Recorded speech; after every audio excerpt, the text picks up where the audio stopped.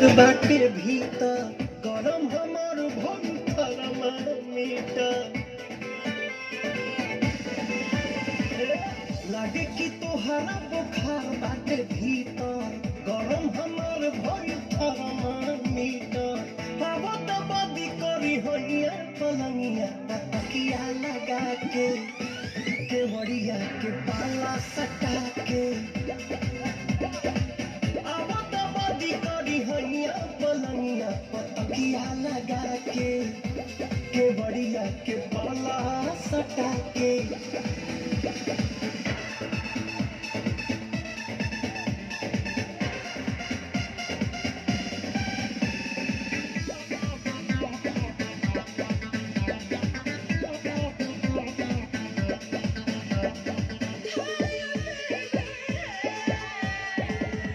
पुरजा पुरजा गरम तोहर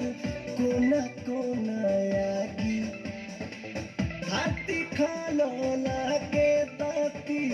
भूली दुखवा भागी पुरजा पुरजा गरम तोहर कोना कोना आगी हाथी खालो लागे ताती भूली दुखवा भागी खालो तू खोल के दवाइया पलंगिया तकिया लगा के केवड़िया के पाला सटा के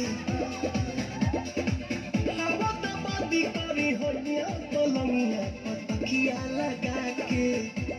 केवड़िया के पाला सटा के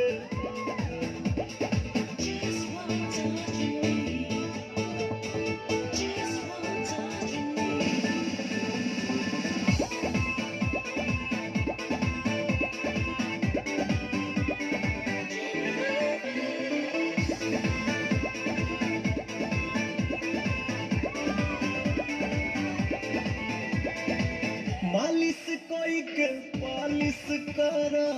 देहिया टन टन करी रोवा रोवा हिले लागी मनवा गन गन कहरी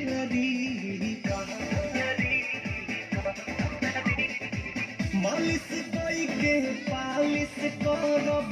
देहिया टन टन करी रोवा रोवा हिले लागी मनवा गन गन करी कह देबू थैंक यू सैया पलंगिया पतकिया लगा के केवड़िया के पाला सटा के अब तबादी करी हनिया पलंगिया पतकिया लगा के